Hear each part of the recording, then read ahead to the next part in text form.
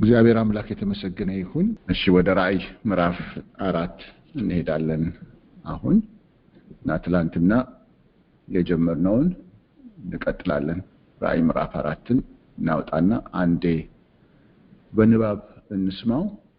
ከዛ በኋላ ካቆምንበት ተነስተን ምዕራፍ 5 ደግሞ ጥቂት ማንሳት ከቻልን እናያለን።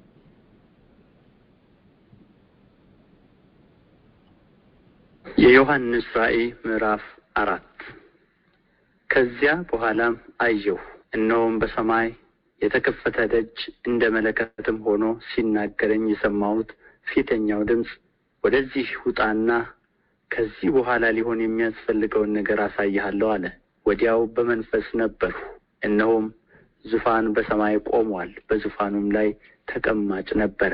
ተቀምጦም የነበረው በመልኩ የኢያስጲድንና የሰርዲኖን ዕንቁ ይመስል ነበር።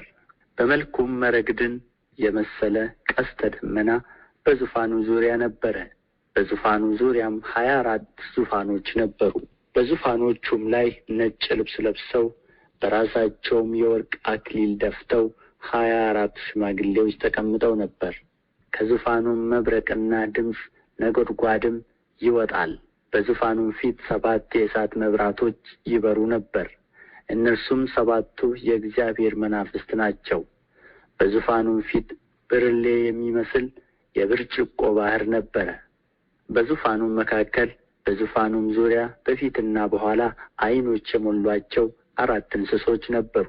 ፊተኛውም እንስሳ አንበሳን ይመስላል፣ ሁለተኛውም እንስሳ ጥጃን ይመስላል፣ ሦስተኛውም እንስሳ እንደ ሰው ፊት ነበረው፣ አራተኛውም እንስሳ የሚበረውን ንስር ይመስላል።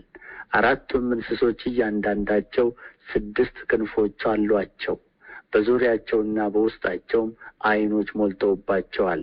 ቅዱስ ቅዱስ ቅዱስ የነበረውና ያለው የሚመጣውም ሁሉን የሚገዛ ጌታ አምላክ እያሉ ቀንና ሌሊት አያርፉም። እንስሶቹም በዙፋን ላይ ለተቀመጠው ከዘላለምም እስከ ዘላለም በሕይወት ለሚኖረው ለእርሱ ክብርና ውዳሴ ምስጋናን በሰጡት ጊዜ 24ቱ ሽማግሌዎች በዙፋን ላይ በተቀመጠው ፊት ወድቀው ከዘላለም እስከ ዘላለም በሕይወት ለሚኖረው እየሰገዱ ጌታችንና አምላካችን ሆይ አንተ ሁሉን ፈጥረሃልና ስለ ፈቃድህም ሆነዋልና ተፈጥረውማልና ክብር፣ ውዳሴ፣ ኃይልም ልትቀበል ይገባሃል እያሉ በዙፋኑ ፊት አክሊላቸውን ያኖራሉ። እግዚአብሔር የተመሰገነ ይሁን። እንግዲህ ትላንትና እንደተመለከትነው ይህንን ምዕራፍ 4 ስንመለከት ዮሐንስን ጌታ አስቀድሞ በነገረው መሰረት ከዚህ በኋላ ሊሆን ያለውን አሳይሃለሁ፣ የማሳይህን ደግሞ ትጽፍና ለእነዚህ 7 ቤተክርስቲያናት ትልካለህ ብሎ ምዕራፍ 1 ላይ በነገረው መሰረት እዚህ ምዕራፍ 4 ላይ ያንን ሊያሳየው ና ብሎ ወደ ሰማይ ሲወስደው የተከፈተ በር ሲያይ በሰማይ ውስጥ እየተመለከተውን እንዳለ ነው እንግዲህ የጻፈልን እና ትልቁ አትኩሮት የሚይዘው አለን ያኔ እንደ ትላንት እንዳየን ዙፋኑ ነው እና ትልቁን አቴንሽን የያዘው ዙፋኑ፣ በዙፋኑ ላይ ደግሞ ተቀማጭ እንደነበረ በእነዚህ የከበሩ ድንጋዮች እዛ ጋር የተጠቀሱት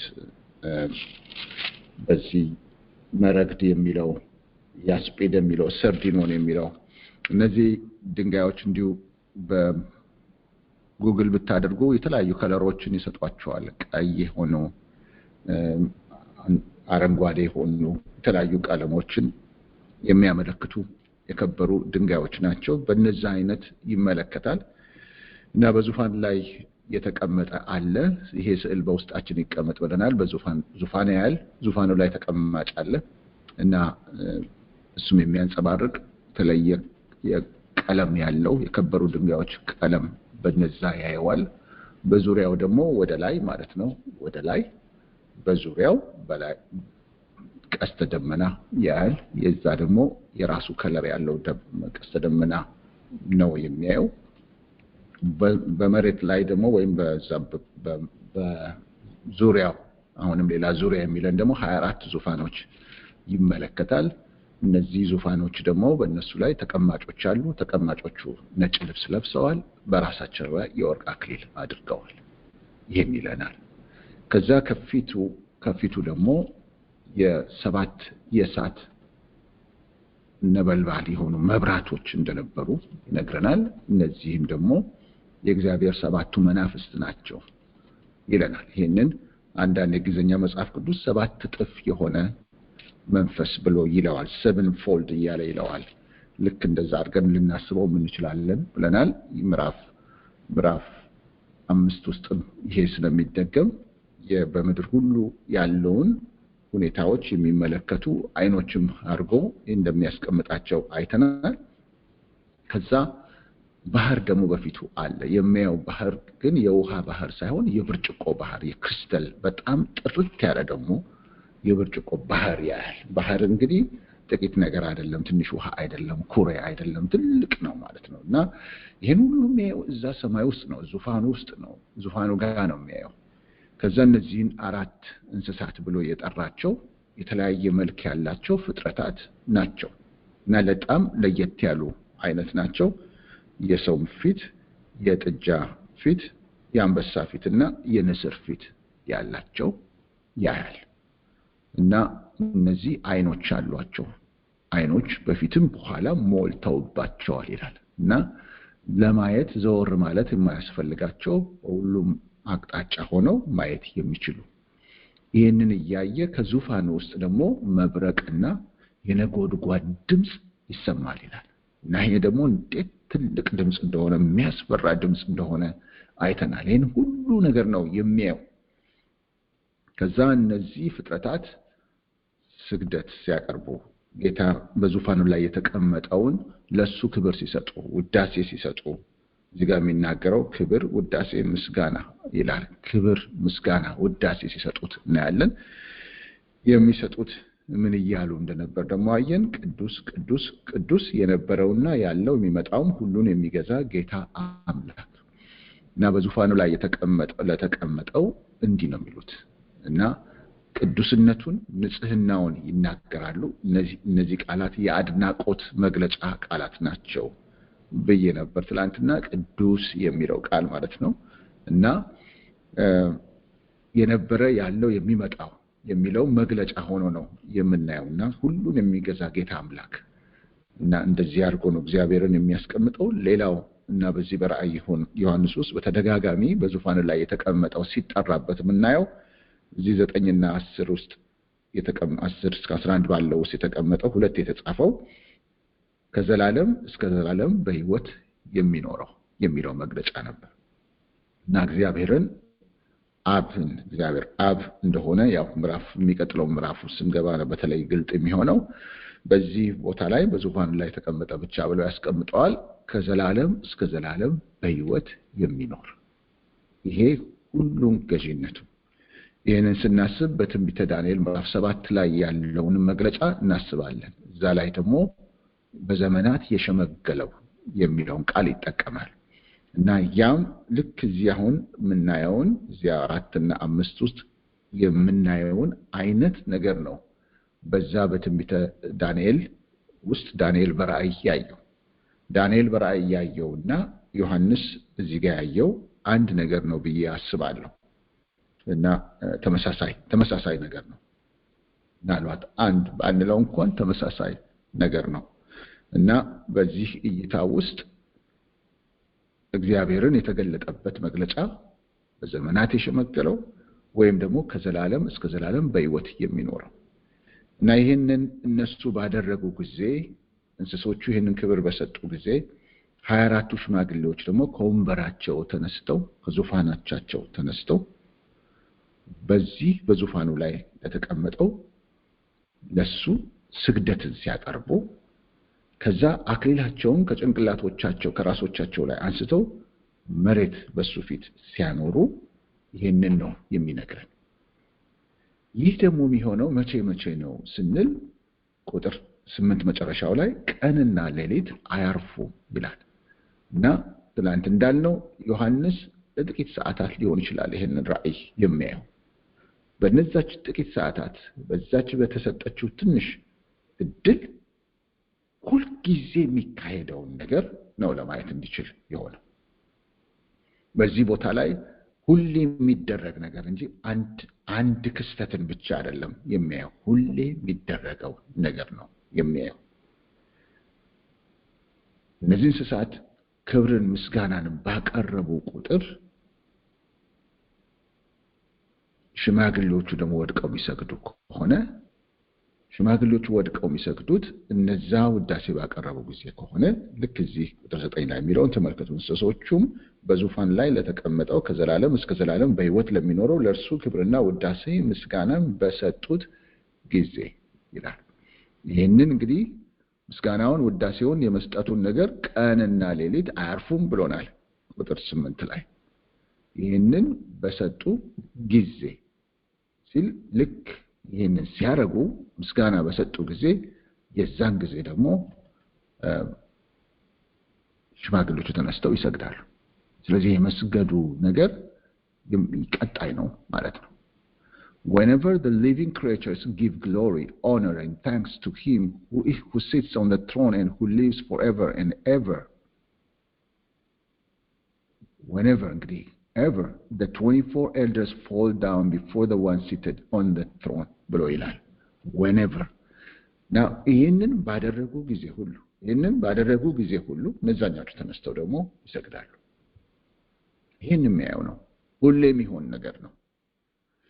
እንግዲህ ሕዝቅኤል መጽሐፍ ውስጥ ሄዳችሁ ሕዝቅኤል ምዕራፍ 6ን ምዕራፍ 1ን ስትመለከቱ መንኮራኩሮች እያለ ያስቀምጣል እና በዙፋኑ ዙሪያ ያሉ የእግዚአብሔርን ክብር የሚሸከሙ አርጎ በተለይ በእስራኤል መካከል የነበረው የእግዚአብሔር ክብር ከእስራኤል በኃጢአቷ ምክንያት ክብሩ ሲለቅ ያንን የክብር መልቀቅ የተገለጠው በመንኮራኩሮቹ ላይ ክብሩ ሲሄድ እንደነበር በማሳየት ነበር። መንኮራኩሮ የሚላቸው እነዚህን ናቸው። እዚህ ጋር ካሉት ጋር ተመሳሳይ መግለጫ ነው የምታዩት። እና ቦታ ላይ ክንፎች እንዳሏቸው ያን ሁሉ ይናገራል። እዚህም ቦታ ላይ ቁጥር አይኖች እንደሞሏቸው ሞልቷቸዋል ይላል ቁጥር 6 ላይ። ቁጥር 8 ላይ አራቱ እንስሶች እያንዳንዳቸው 6 ክንፎች አሏቸው ይላል እና ክንፎች እንዳሏቸው እዚህም አለ እዛም በሕዝቅኤልም ውስጥ እናያለን። እንግዲህ ሕዝቅኤል ያኔ ሲያይ ከብዙ መቶ ዓመታት ከዮሐንስ በፊት ሲያይ እንደዛ ነው ያየው። ኢሳይያስ ደግሞ በሌላ ዘመን ሲመለከት ኪሩቤሎችን ሱራፌሎችን እንዳየ በሰማይ ውስጥ ይሄ እዚህ ጋር የሚቀርበውን አይነት ክብር ሲሰጡት እንደነበር እናያለን። ስለዚህ ይህ ምዕራፍ 4 መስኮት ተከፍቶ የሰማይ መስኮት ተከፍቶ ወይም እዚህ ጋር ደጅ እንደሚለው ተከፍቶ ሁሌ ከሚሆነው ነገር መካከል በአንድ ጊዜ በቃ የሆነች ግላንስ የሆነች ትንሽ የማያ እድል ተሰጥቶን ሁሌ የሚሆነውን የማየት የምናይበት ጊዜ ነው። በቃ ያየበት ጊዜ ነው ማለት እንችላለን። የሁሉ ጊዜውን ተግባር እንከሲ እስቲ ምን እንደሚደረግ እዚህ ተብሎ እንደሚያይ ሰው ነው ያየ። ከዛ በኋላ የሚሆነው ነገር ቀጥሎ ውስጥ ባለው ነው የምናገኘው። እንግዲህ እዚህ ጋር በጣም ገላጭ የሆኑ ቃላቶች አሉ። ጌታችንና አምላካችን ሆይ አንተ ሁሉን ፈጥረሃልና ስለ ፈቃድህም ሆነዋልና ተፈጥረውማልና ክብር፣ ውዳሴ፣ ኃይልም ልትቀበል ይገባሃል የሚለውን ንግግሩን ስናይ የጨረሰ ንግግር ነው። ይሄ ንግግር ስለ ሁሉን ፈጥረሃል፣ ስለ ፈቃድህም ሆነዋል ተፈጥረውማል ይላል እና እግዚአብሔር የፈጠረውን ሁሉ ስለ ራሱ ፈቃድ ሲል እንደፈጠረው ስለ ራሱ ፈቃድ ሲል የፈጠረውን ሁሉ ስለ ፈቃዱ እንደሆነለት ይናገራል። ይሄ መጠቅለያውንም ጭምር የሚናገር ነው። ፈጣሪ መሆኑን ሲናገር ጀማሪነቱን እናያለን። ሆነዋል ሲለን ደግሞ ፈጻሚነቱንም እናያለን። ያለውም የነበረውም እሱ ነው፣ የሚመጣውም እሱ ነው ብሎታል ከላይ ጌታ ኢየሱስ ክርስቶስ አልፋና ኦሜጋ እንዳለው ይህንንም ለእግዚአብሔር በዙፋኑ ላይ ለተቀመጠው ሲያወድ እናያለን። ባለቤትነቱን ሁሉን ጠቅላይነቱን ያሳያል። ለዚህ ምዕራፍ ጋር ስንመጣ የመጨረሻው ባለስልጣን ጋር የመጨረሻው ባለቤት እንደመጣን ያሳያል ማለት ነው። እንግዲህ ይህንን ይሄንን ዝግጅት ይሄንን እንዲያይ ካረገው በኋላ ነው ወደሚቀጥለው የሚያየው። ምዕራፍ 5 ውስጥ እንገባና ምዕራፍ 5ን ደግሞ እናነባዋለን። እስቲ ምዕራፍ 5ን አንዴ እናንብበው ይላል። አሁን አንጨርሰውም ግን እንጀምረዋለን። ይላል በዙፋኑ ላይም በተቀመጠው በቀኝ እጁ ላይ በውስጥና በኋላ የተጻፈበት በሰባትም ማህተም የተዘጋ መጽሐፍን አየሁ። ብርቱም መልአክ መጽሐፉን ይዘረጋ ዘንድ ማህተሞቹንም ይፈታ ዘንድ የሚገባው ማን ነው ብሎ በታላቅ ድምፅ ሲያውጅ አየሁ። በሰማይም ቢሆን በምድርም ላይም ቢሆን ከምድርም በታች ቢሆን መጽሐፉን ሊዘረጋ ወይም ሊመለከተው ማንም አልተቻለውም። መጽሐፉንም ሊዘረጋ ወይም ሊመለከተው የሚገባው ማንም ስላልተገኘ እጅግ አለቀስኩ።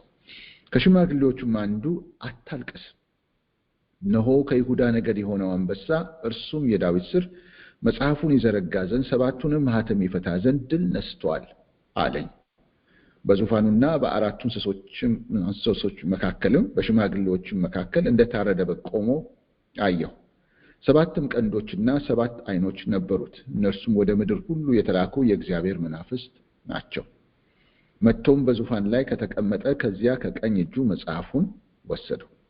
መጽሐፉንም በወሰደ ጊዜ አራቱ እንስሶችና 24ቱ ሽማግሌዎች በበጉ ፊት ወደቁ። እያንዳንዳቸውም በገናንና የቅዱሳን ጸሎት የሆነ ዕጣን የሞላበትን የወርቅ ዕቃ ያዙ።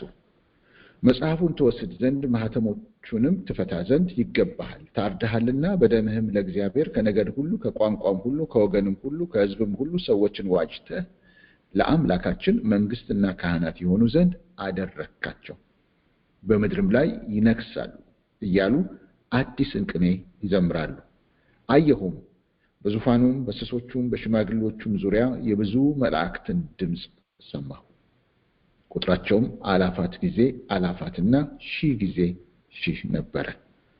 በታላቅም ድምፅ የታረደው በግ ኃይልና ባለጠግነት ክብርም ምስጋናም በረከትም ሊቀበል ይገባዋል አሉ።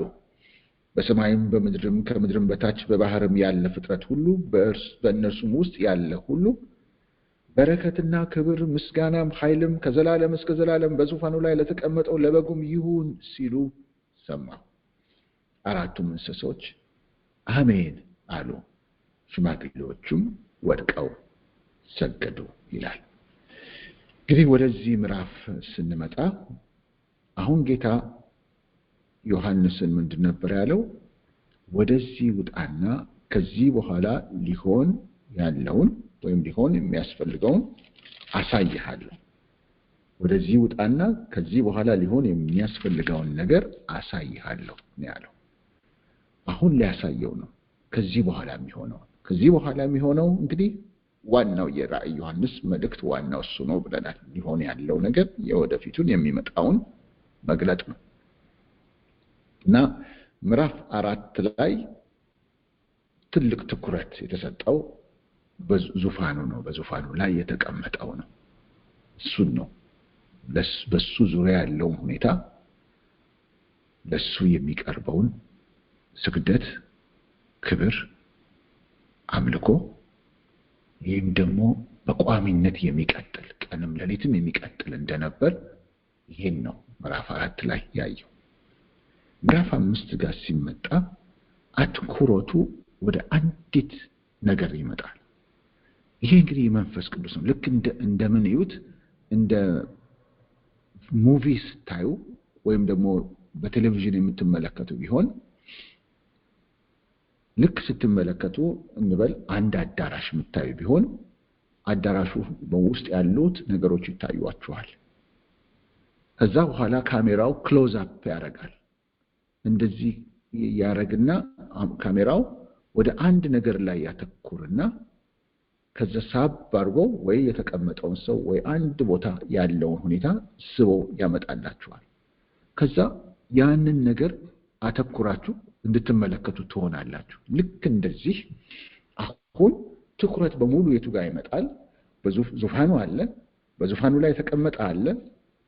ከዛ በኋላ በዙፋኑ ላይ የተቀመጠው በቀኝ እጁ ላይ መጽሐፍ አለ እና ልክ ካሜራው ያንን መጽሐፍን ላይ ትኩረት ያደርጋል እንደማለት ነው። መጽሐፍ አለ፣ እሱን ነው እስካሁን ድረስ ያንን ስለማየቱ አናቅም። ምዕራፍ 4 ላይ ገለጻ ውስጥ አላስቀምጠው። አንዳንዶች የሚያነሳቸው ነገሮች ልክ እንደሚያየው ነው። ስታዩ የምታዩትን ታያላችሁ። ያየውን ነው የሚጽፈው። ቀጥሎ ደግሞ የሚያየው ነገር አለ።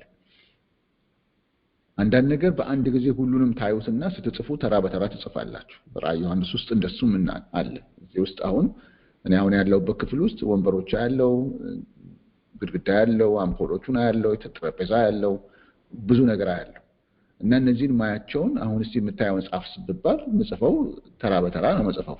ለምን በአንድ ሰንጠረዥ ካልሰራው ወይም የሆነ ቻርት ካልሰራው በስተቀር ሁሉንም እኩል ማሳየት አልችልም። ያለኝ እድል አንደኛው ወንበር ያለው እና እንትንም ያለው ደግሞ እንደዚህ ዋይት ቦርድ ያለው እንትን ያለው እያልኩ ቀጥሎ ነው ምጽፋቸው። ይሄ በአጻጻፍ ቅደም ተከተል ልናወጣለት እንችላለን። ማለት አንዱ ካንዱ ቀጥሎ ልንጽፈው እንችላለን። እይታው ግን አንዴ ሊሆን ይችላል። እይታው ራሱ ደግሞ አሁን የምላችሁ እይታው ራሱ ደግሞ በአንድ ጊዜ የሚያየው ሳይሆን ልክ አሁን እንደዚህ ካሜራ ክሎዝ አፕ እንደሚደረገው ልክ እዛ ጋር ስናተኩር መንፈስ ቅዱስም እንድናተኩር የፈለገው እዛ ላይ ነው ማለት ነው። ልክ ዮሐንስ የሚያይበት እይታ መንፈስ ቅዱስ እኛ እንድናይ የፈለገበት እይታ ነው እና የቱ ጋር ይወስደዋል?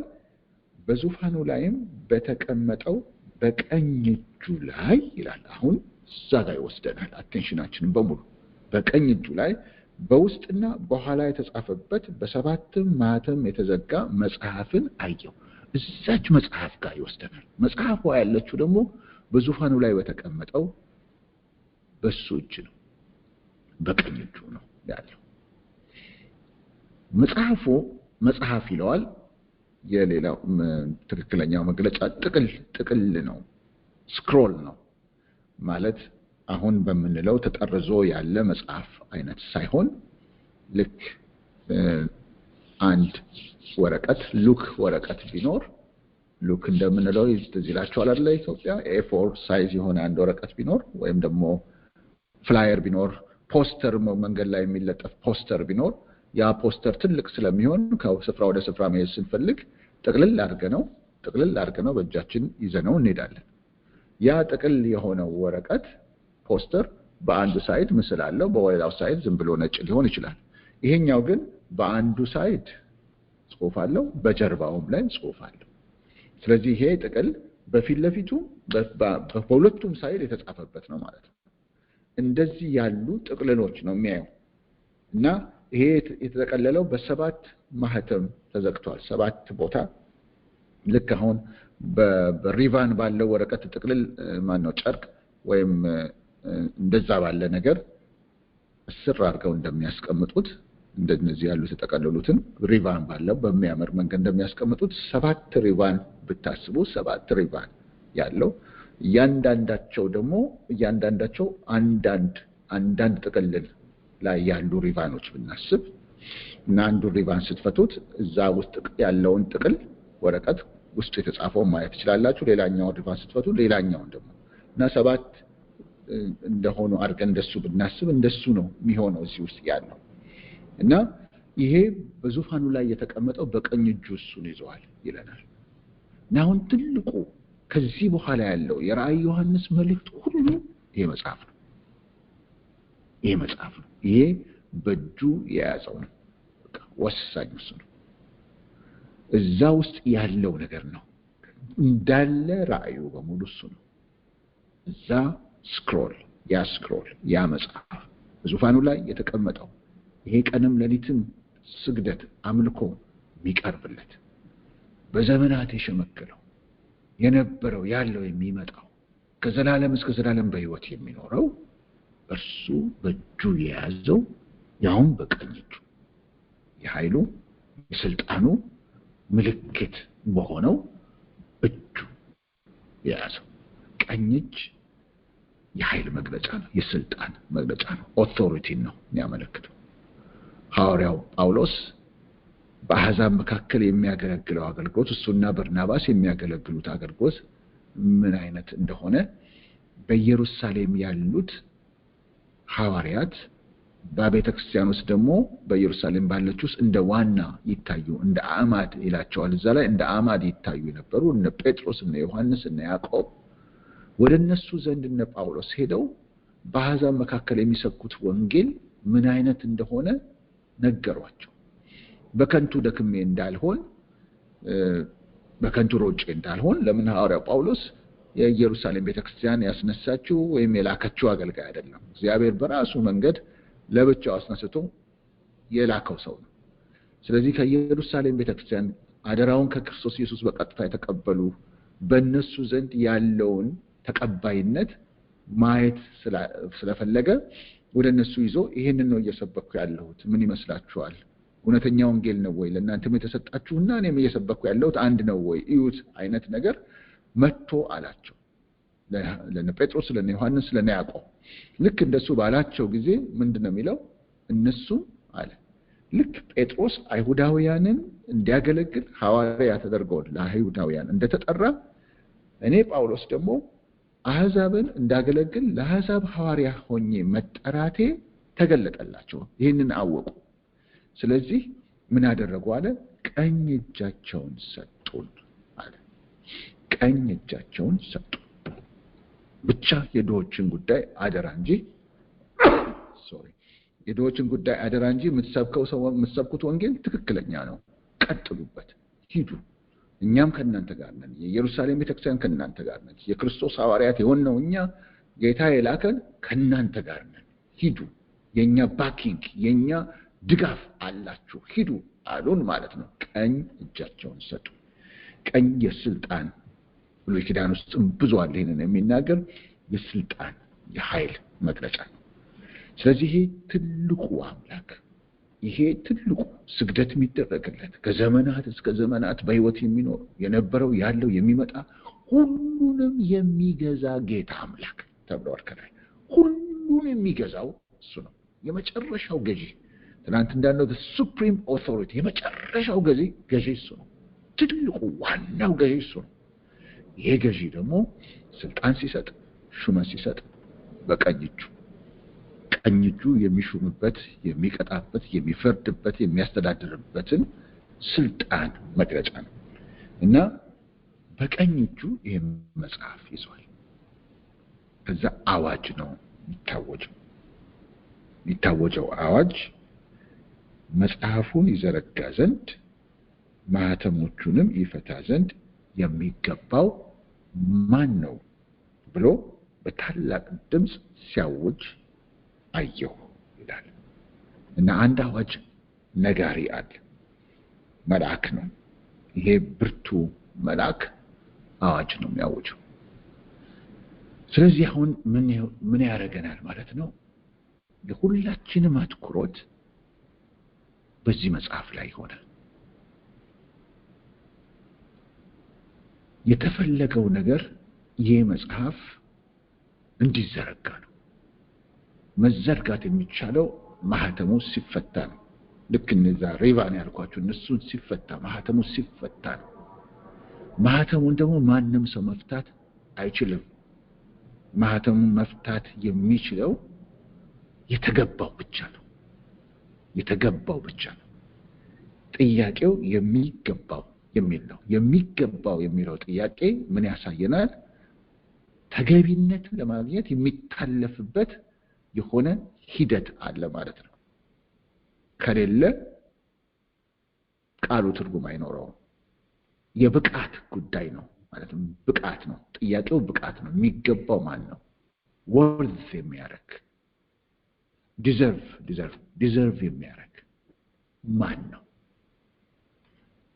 መለኪያ አለ ማለት ነው። እሱ ይገባዋል፣ እሱ ላይ ይገባዋል ለማለት የሚችል ማን ነው ተብሎ አልተጠየቀም። የችሎታ ጉዳይ አይደለም፣ የኃይል ጉዳይ አይደለም፣ የብቃት ጉዳይ ነው። የብቃት ጉዳይ ከሆነ ያ ብቃት የሚለካበት መለኪያ መኖር አለበት። የሆነ መለኪያ ከሌለ አንድ ሰው ብቁ ነው ብቁ አይደለም መባል አይችልም። ብቁ ነው ብቁ አይደለም የሚባለው መለኪያ ሲኖር ነው።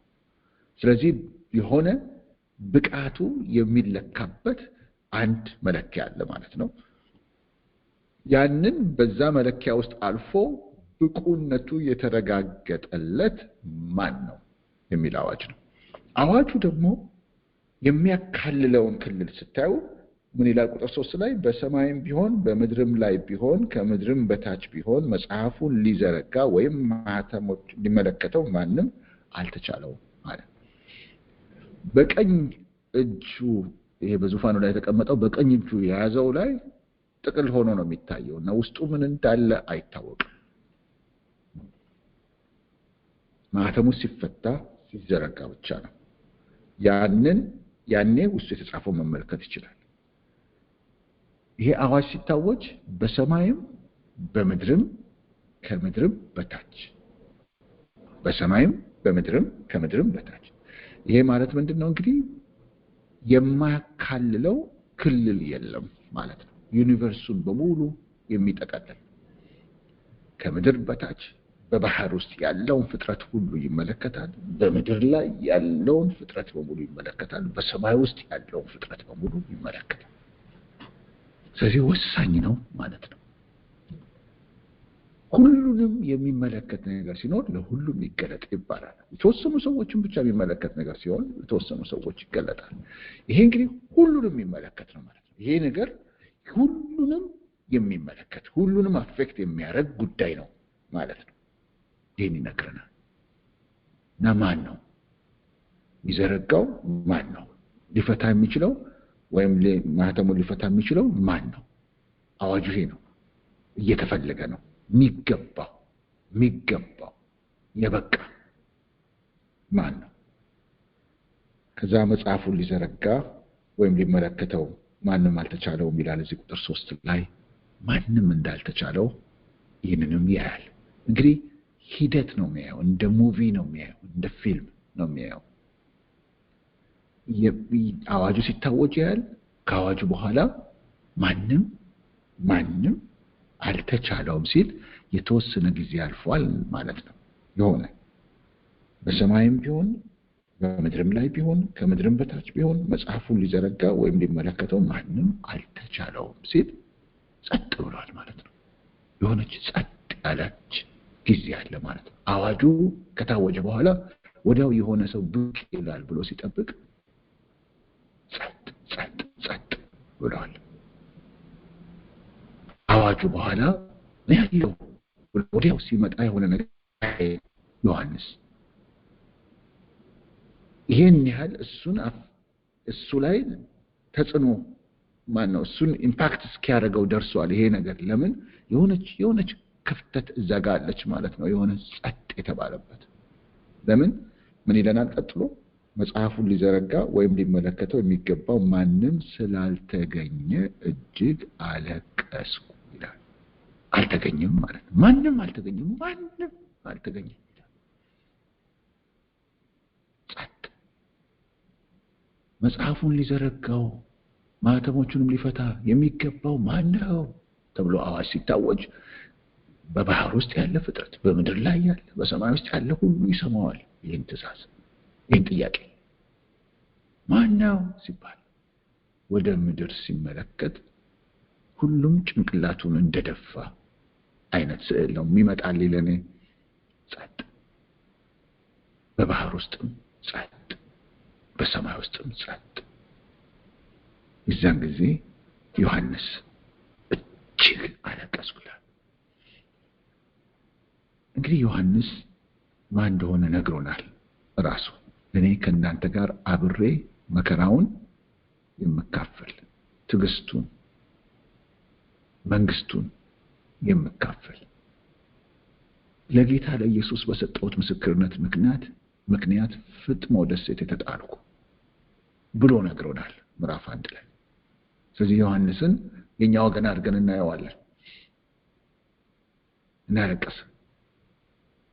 ያለቀሰው እጅግ ነው ያለቀሰው እጅግ አለቀስኩ ይላል ይህን ጥያቄ እንድንጠይቅ ፈልጋለሁ ለምን አለቀሰ ለምን ያውም እንደዚህ ምርር ብሎ ለምን አለቀሰ ልክ እዚህ ጋር ቀጥሎ የሚያየው ነገር አለ ቀጥሎ የሚያየውን እንግዲህ እኛ ኦልሬዲ ስላነበብነው ደጋግመን ይህን መጽሐፍ ሌላ ጊዜም ዛሬ ገና መጀመሪያ የምናነበው መጽሐፍ ስላይደለ ቀጥሎ የሚባለውን እናውቀዋለን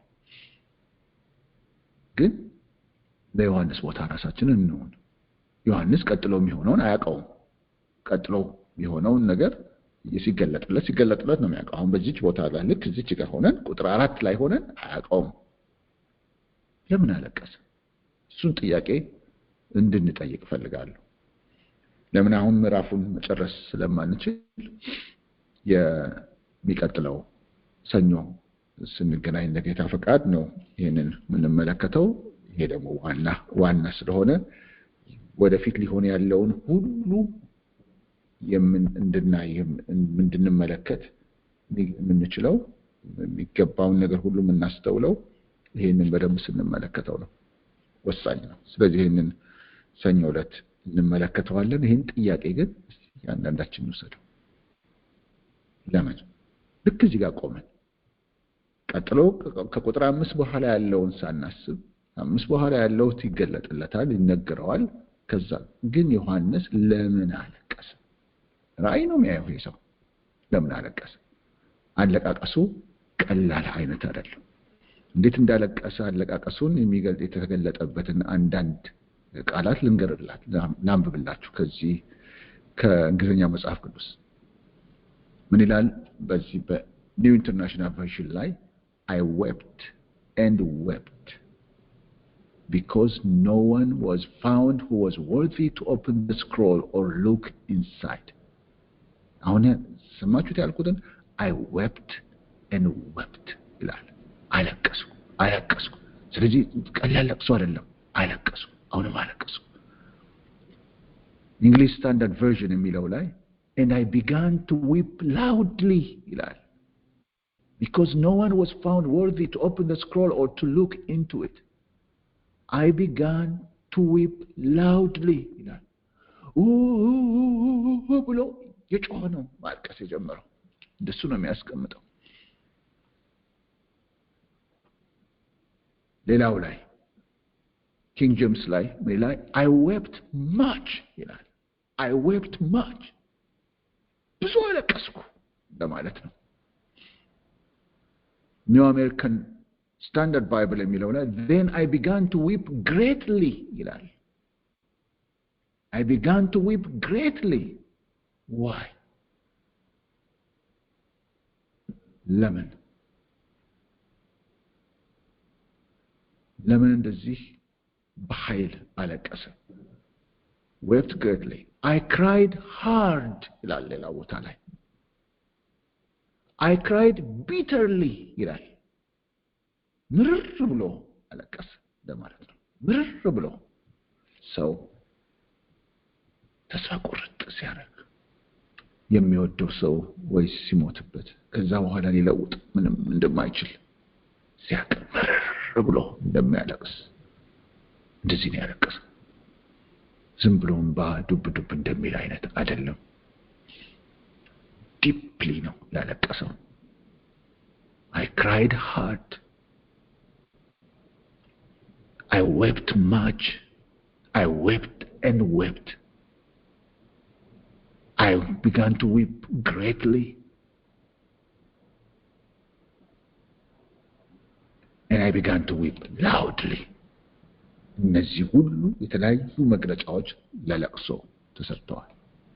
ለምን ተመረረ? ለምን እንደዚህ አለቀሰ? ለምን እጅግ አለቀሰ? የሰው ራእይ ነው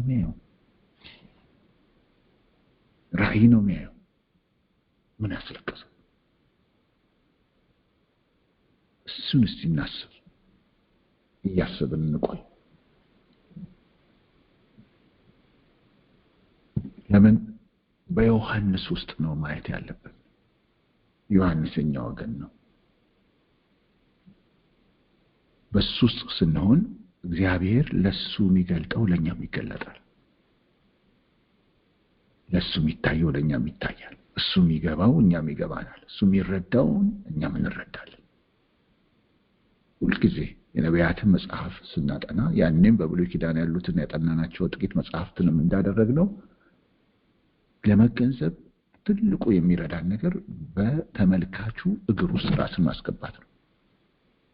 በተመልካቹ እግር ውስጥ ራእዩን በሚሰማው በሰሚው እግር ውስጥ በኢሳይያስ እግር ውስጥ በዳንኤል እግር ውስጥ በሕዝቅኤል እግር ውስጥ ገብቶ እሱ እንደሚያስበው እንደሚያየው ለማየት ነው መሞከር ነው። ያኔ ትክክለኛውን ነገር እናገኘዋለን። ለምን እንደዚህ ያለቀሰ? አዋጁ ታወጀ። ምን ያህል ራሱን እዛ ውስጥ ቢከት ነው? ምንድነው የሚገባው? ምንድነው የሚረዳው? ምን ማለት ነው ለሱ ለዮሐንስ ይሄ መጽሐፍ እንዲህ ያስለቀሰው? የሚዘረጋው አለመገኘቱ ለምን አስለቀሰው? እንደዚህ ምርር እንዲል ለምን አደረገው? የሚፈታ አለመገኘቱ ለምን? ምን ማለት ነው? እንዲመረር ያደረገው ምንድነው? እሱ ጥያቄ እንጠይቃለን። ከዚህ እንነሳለን እንደ ጌታ ፈቃድ። አሁን ወደ ጸሎት እንሄዳለን።